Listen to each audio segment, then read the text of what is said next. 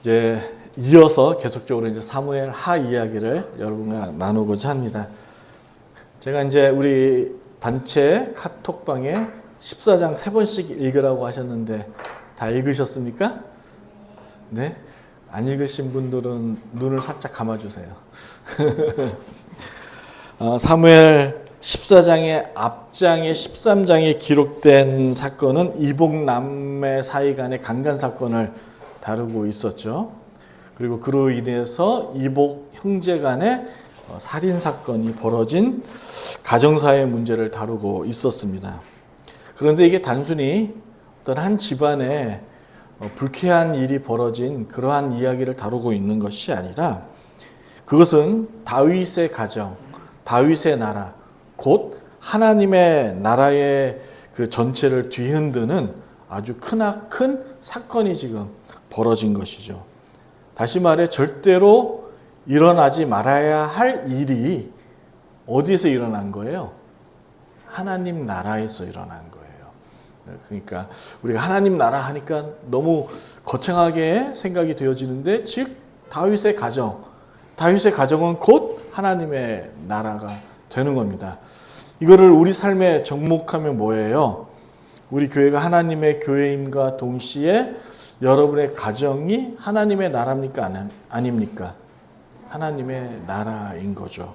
거기서 불쾌하고 잊지 말아야 될 일이 벌어진 거예요. 여러분, 다윗은 이미 밧세바의 간통 사건을 저질렀어요. 부정한 관계를 일으켰고 그리고 이를 숨기기 위해서 자신의 충신인 우리아를 살해하죠.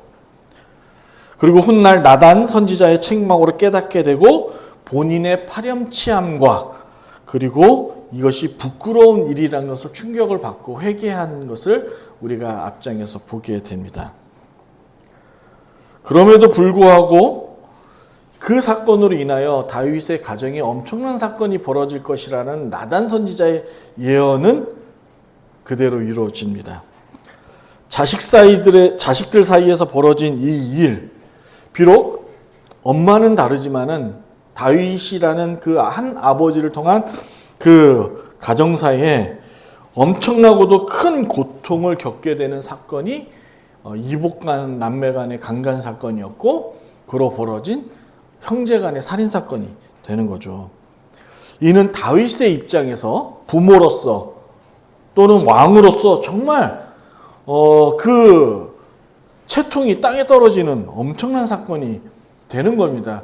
즉 이 얘기는 하나님의 명예가 바닥으로 떨어지는 사건이 된 것이죠. 그래서 그는 자신의 죄보다 더 쓰나린 그 죄값과 그 결과를 마주해야 했습니다. 여러분, 여기서 보면 세월이 흘러 다윗은 점점 나이가 들어 세월이 흘러갔던 것을 우리가 알 수 있습니다. 그러나 나이가 들수록 사건을 대처하는 그의 능력이 참으로 둔해져 가고 있음을 보게 되죠. 우리가 앞서 제가 설교에서 말씀드렸듯이 밧세바 사건 이후로 인해서 다윗의 가정이 쇠퇴해져 가는 것을 보게 된다고 말씀을 드렸습니다. 그만큼 나이가 들면 들수록 현명해지고 지혜로워야 되는데 다윗은 그 모든 일에 둔해져 가는 것을 보게 되죠. 밧세바와의 부정한 관계로 인한 살인을 나단 선지자는 다윗을 책망했고 그는 곧바로 하나님 앞에 용서를 구하고 그에 따른 죄값을 치르죠.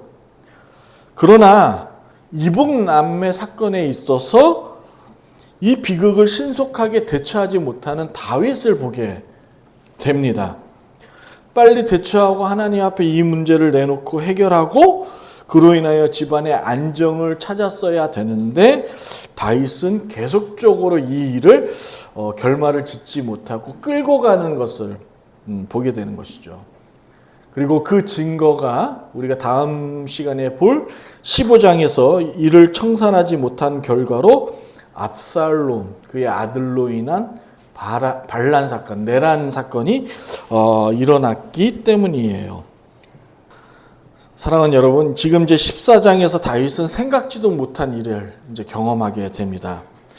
비록 왕의 권좌에 앉아 있지만 그의 마음은 괴롭고 복잡한 심경으로서 흔들리고 있는 상황을 지금 그리고 있어요. 그래서 제가 14장을 읽어보라고 했던 것이 뭐냐면, 비록 우리가 3절, 세 절만 읽었지만은 전체를 읽어야 이 맥락을 이해할 수 있기 때문에 제가 14장을 꼭 3번 읽으라고 했던 거예요. 14장 1절을 여러분의 목소리로 한번 읽어볼까요?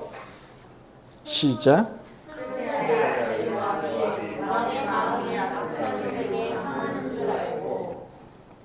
이때 요압은 괴로워하는 자신의 주인 다윗의 왕의 고민을 해결해주고 싶었습니다.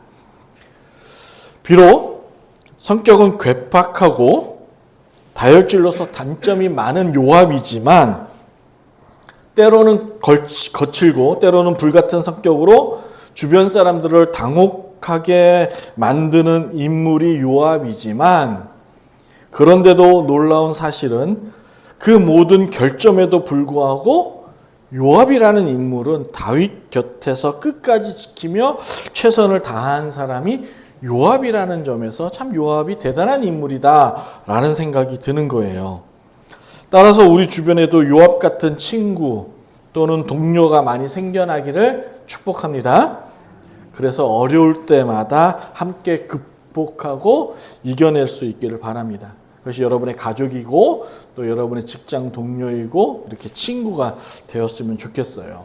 이제 26년도에 여러분이 무엇보다도 주변에 좋은 사람들로 가득하기를 바랍니다. 사랑하는 여러분, 다윗의 주변을 둘러보아도 요압만큼 충성스럽고 끝까지 다윗을 살피며 지켜낸 인물을 찾기는 쉽지가 않아요. 그야말로 요압은 다윗의 최고의 충신이었죠.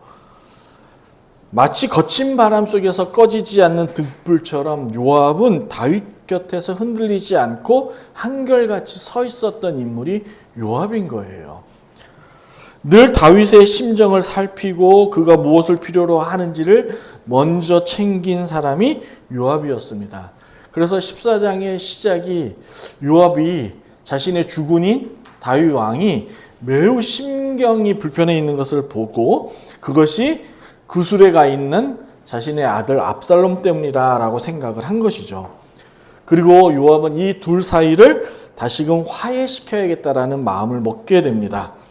그래서 예루살렘에서 남쪽으로 16km 떨어진 마을에 드고아야라는 그 마을이 있습니다. 거기에 있는 지혜로운 여인을 섭외합니다. 사랑하는 여러분, 성경을 읽을 때마다 제가 이제 여기서 주의를 드리고 싶은 것이 있는데, 우리가 어떤 성경의 본문을 읽고 오늘의 말씀처럼 지혜로운 여인이라 이렇게 기록이 되어 있다 보니까 그것이 마치 곧바로 성령께서 주시는 하나님의 지혜로 단정해서 읽는 경우들이 이제 많이 있습니다. 그러니까 문맥을 살피지 않고 이 여인이 행한 일이 마치 하나님의 지혜로부터 이렇게 이제 시작된 것처럼 성경을 이제 받아들이게 되는 것이죠. 그런데 그렇지 않습니다. 여기서의 지혜롭다라는 말은 하나님의 지혜 했을 때 같은 원어로 쓰고 있지만은 문맥을 보시면 이 여인은 단지 말솜씨와 상황을 풀어내는 능력이 그 누구보다도 탁월한 여인이라는 것을 이제 이 글에서 우리가 알 수 있는 것이죠. 제가 지난 시간에도 말씀드렸듯이 성경에는 말씀이라는 단어가 원어로 로고스, 레마 이렇게 구분을 짓는다고 말씀을 했어요. 그리고 그렇게 쓰고 있죠. 그렇다고 해서 이 두 단어를 다른 의미로서 해석할 필요가 없다라고 말씀드렸죠. 기억하십니까? 네. 중요한 것은 단어의 모양이 아니라 그 문맥이 무엇을 말하고 있는지를 볼 수 있는 실력을 요구하는 거예요. 사랑하는 여러분, 이런 거죠. 우리가 성경을 읽을 때 긍정적인 단어 또는 내가 좋아하는 단어가 들어있다고 해서 그 문장을 낙관적으로 해석해서는 안 된다는 얘기를 드리는 거예요. 글의 전체를 읽고 저자가 의도하는 방향으로 파악하는 것이 중요한 것이지, 말씀을 우리의 기호로 맞추어서 해석하는 것이 아니라 하나님이 원하는 바, 본문이 말하는 바를 따라가야 한다는 거예요. 이해하시겠어요? 그러므로 여기서 지혜로운이라는 단어가 하나님의 지혜와 같은 원어로 쓰고 있지만 본문을 깊이 들여다보면 이 여인의 지혜는 하나님의 지혜로부터 움직이는 것이 아니라 그녀의 지혜란 단지 좋은 말솜씨와 상황을 풀어내는 능력이 그 누구보다도 탁월한 사람이다. 소위 언변이 좋은 사람이다 라는 이야기를 하고 있는 거예요. 그러므로 우리는 성경을 읽을 때 단어 하나에 이렇게 매달릴 필요가 없습니다. 전체 문맥을 통해서 하나님의 뜻을 분별하는 실력을 갖추시기를 주의 이름으로 축원합니다. 왜냐하면 여러분, 말씀은 우리의 기분을 위로하는 장식품이 아니에요. 어떤 말에 꽂혀서 점쟁이들처럼 우리의 기분에 우리의 감정을 다스리는 것이 아니기 때문에 그래요. 말씀은 우리의 삶을 바로잡는 진리인 줄로 믿으시기 바랍니다. 그러므로 우리의 삶을 참된 깨달음으로 인도하는 것이 말씀인 것이죠.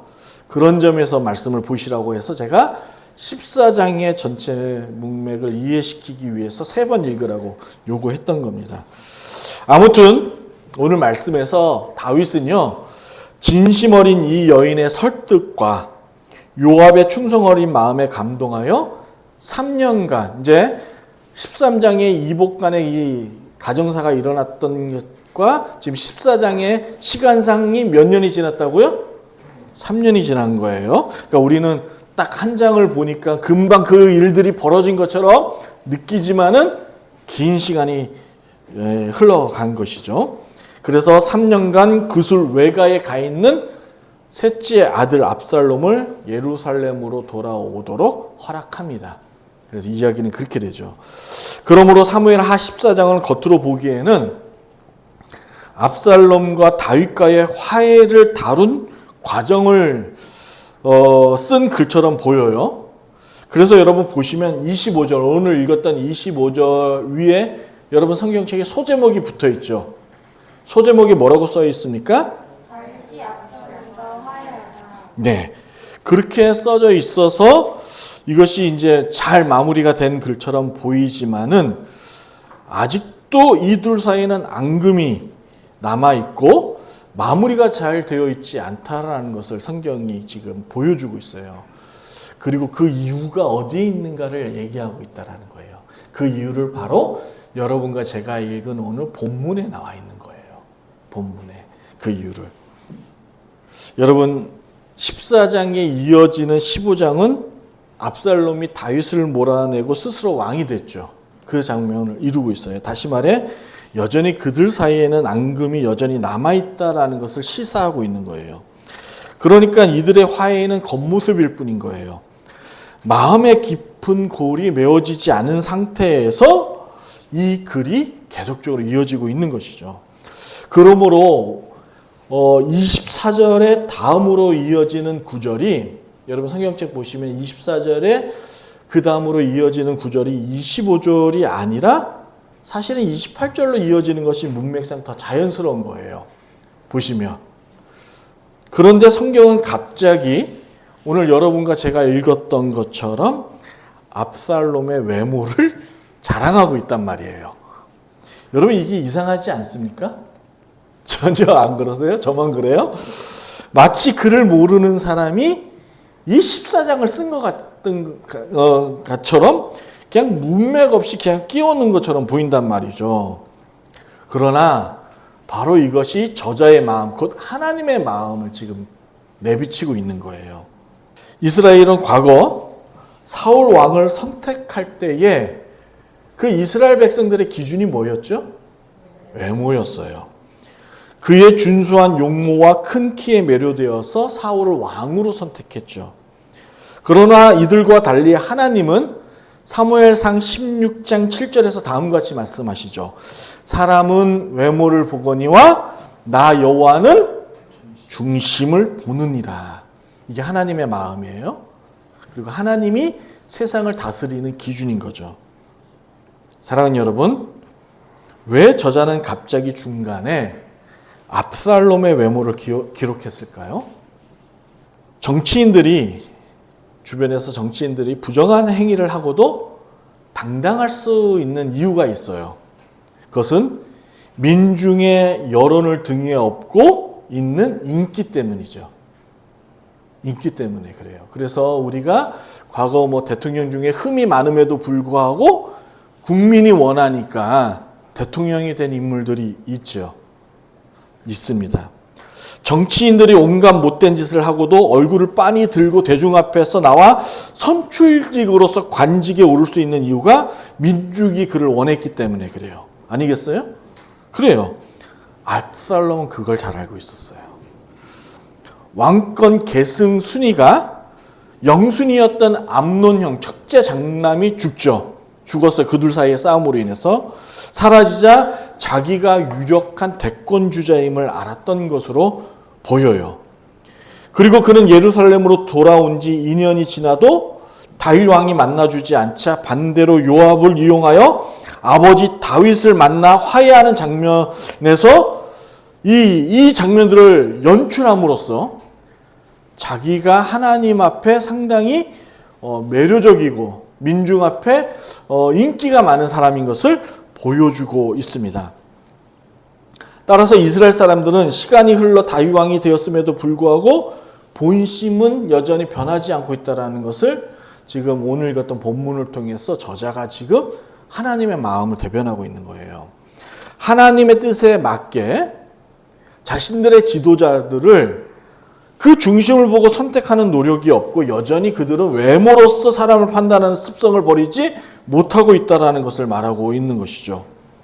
그 근거로서 저자는 압살롬의 외모를 표현하면서 독특한 단어들로 지금 표현하고 있습니다. 여러분 25절에서 칭찬이라는 단어를 강조하면서 당시 이스라엘이 어디에 집중해 있었는지를 보여줍니다. 여기서 이 칭찬이라는 히브리어 야페라는 단어는 허영심 교만이라는 뜻을 갖고 있어요. 무슨 단어를 갖고 있다고요? 허영심 교만이라는 것을 가리켜요. 그래서 이 야페는 허영심과 교만이 가득한 사람인 거예요. 이렇게 허영심과 교만이 많은 사람임에도 불구하고 주변 사람들은 그를 칭찬하고 있는 것이죠. 그러니까 인기가 아주 매우 높았다는 것을 알 수가 있습니다. 여러분 생각해 보세요. 오늘날 빼어난 외모를 유지하기 위해서 얼마나 많은 노력을 기울여야 합니까? 고가의 화장품을 구매해야 되고 얼굴에 영양이 가득한 팩을 올려야 되고요. 피부과를 다니면서 관리하기 위해서는 적지 않은 비용을 투자해야 합니다. 그렇죠? 오늘날도 그래요. 아름다움을 유지하기 위해서는 그만큼 많은 돈과 정성이 필요해요. 그렇다면 고대 사회는 어땠을까요? 지금처럼 화장품이 흔했을까요? 팩이 있었을까요? 피부과가 있었을까요? 흔치 않았어요. 따라서 그 당시에 화장품과 처럼 자신의 피부를 관리하고 이런 것은 지금보다 더 값비싸고 귀한 물건들이었다는 거예요. 다시 말해 서민들은 꿈도 꿀 수 없는 거예요. 바로 이 점에서 우리는 압살롬을 떠올리게 하는 겁니다. 그는 왕자의 지위를 이용하여 지금 호사를 누리고 있는 것이죠. 그의 외모는 사람들 눈을 사로잡기에 충분했어요. 다시 말해 그가 누린 특권으로 인해서 그의 아름다움을 더욱더 빛나게 한 것이죠. 여러분 26절을 봅시다. 읽었던 본문 다시 한번 읽어보겠습니다. 26절입니다. 또다시금 압살롬이 얼마나 외모에 관심이 많고 그것을 자신의 인기로 썼는지를 26절에 저자는 말하고 있죠. 26절을 여러분의 목소리로 읽습니다. 시작.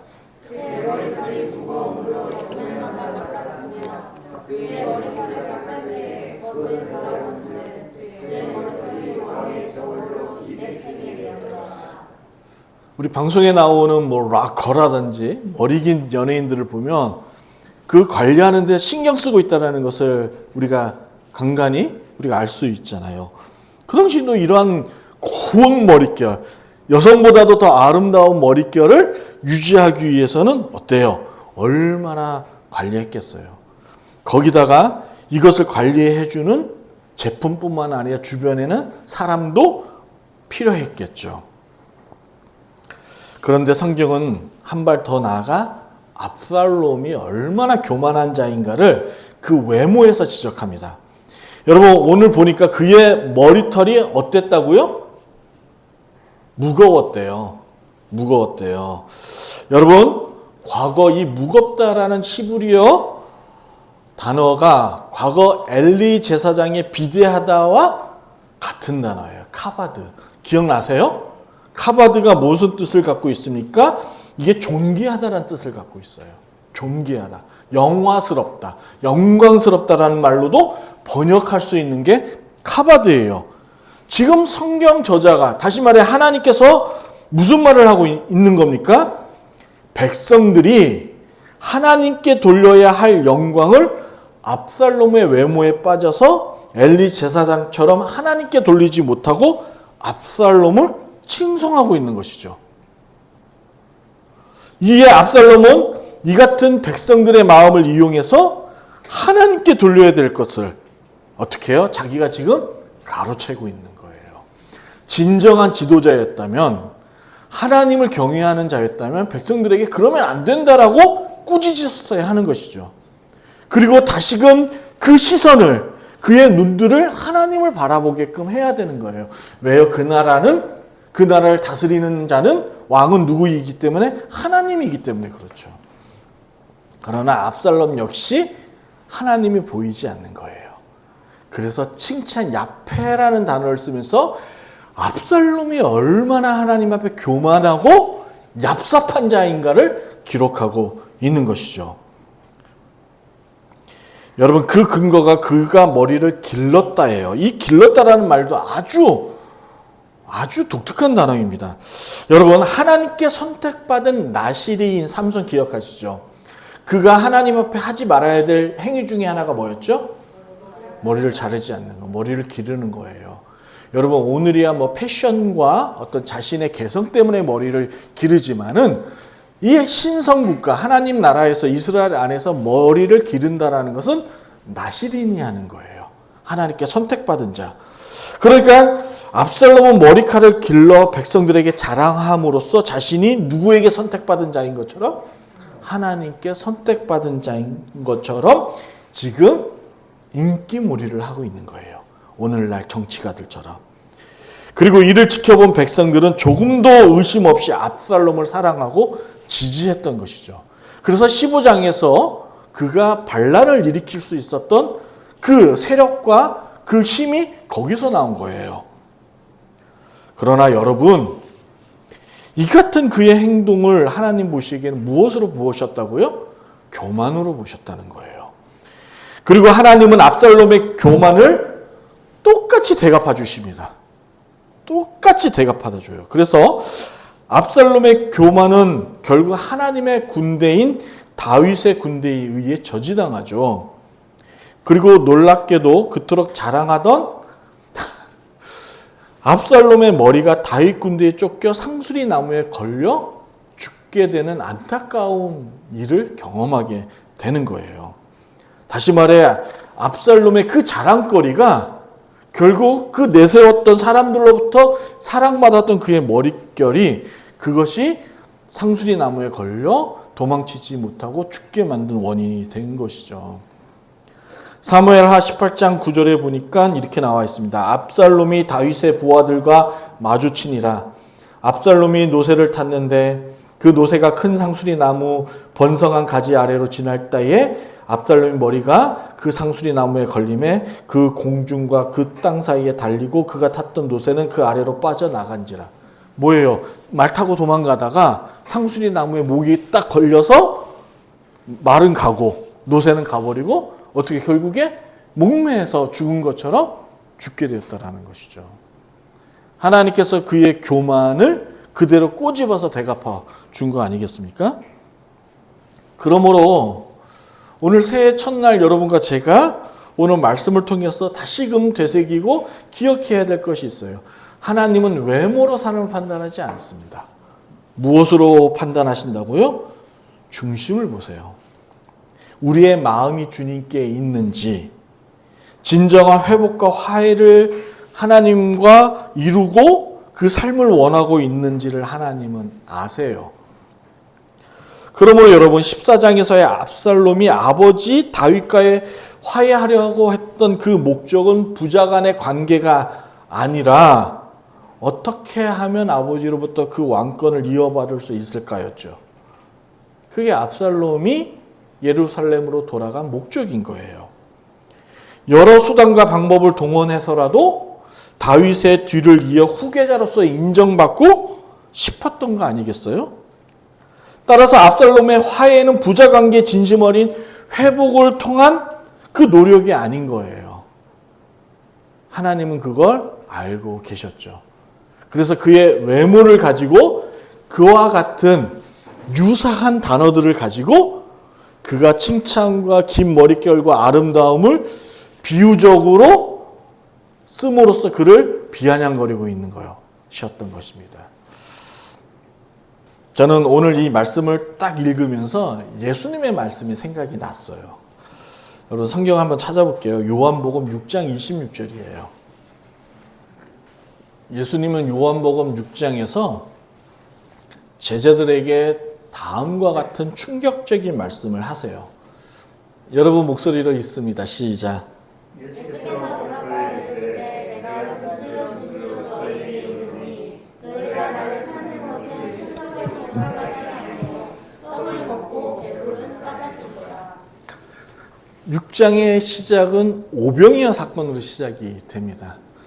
우리가 잘 아는 것처럼 5천 명을 배부르게 먹인 사건이 기록되어 있죠. 이 사건을 보고 백성들은 놀란 거예요. 여러분 장정만 5천 명이었으니까 뭐 부녀자들 포함해서 대략 학자들이 생각하기를 2만에 가까운 숫자였을 것이라고 생각을 해요. 여러분 2만이라는 숫자는 적지 않은 거예요. 오늘날 뭐 한 나라의 백성이 뭐 5천만 뭐 1억 이렇게 넘어가지만 이 당시만 해도 국가에 100만만 넘어도 엄청난 큰 국가였다라는 것을 생각한다면 예수님을 따르는 사람들이 2만이 넘었다라는 얘기는 엄청난 얘기인 거죠. 그리고 그 인기는 말할 수 없는 거예요.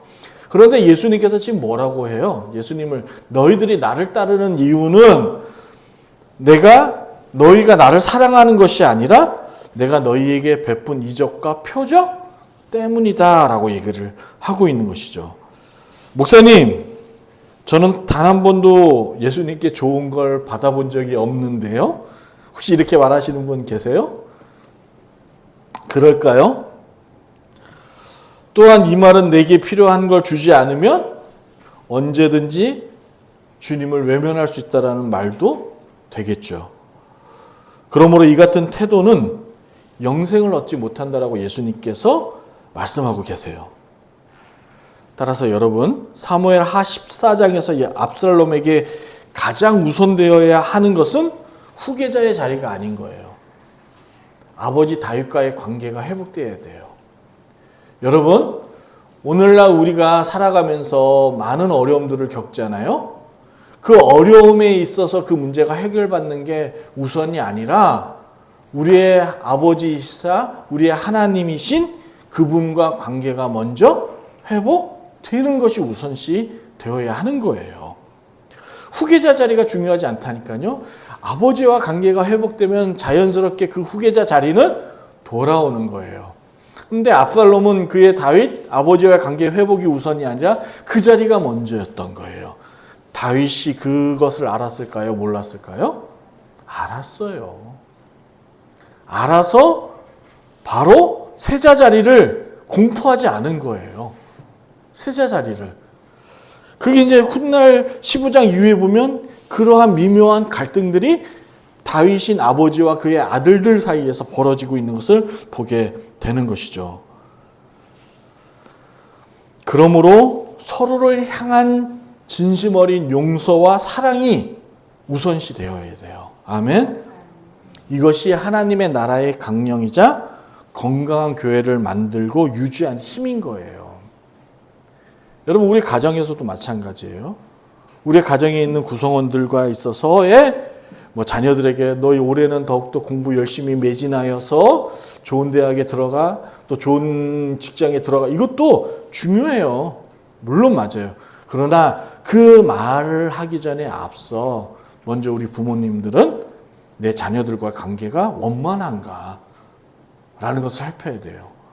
또 자녀들은 나는 진심으로 우리의 부모님을 공경하고 있는가 라는 것을 살펴야 되는 것이죠.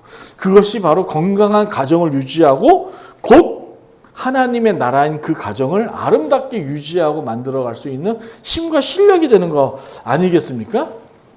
그것도 교회도 마찬가지죠. 교회 안에 우리 공동체 안에 우리가 늘 제가 말씀드리지만은 사랑과 용서가 없다면 그건 형식적인 외형적인 하나님의 나라일 뿐 여전히 우리는 사람들을 이스라엘 백성들처럼 중심을 보지 않고 외모로 판단하는 사람들밖에 안 되는 거 아니겠습니까?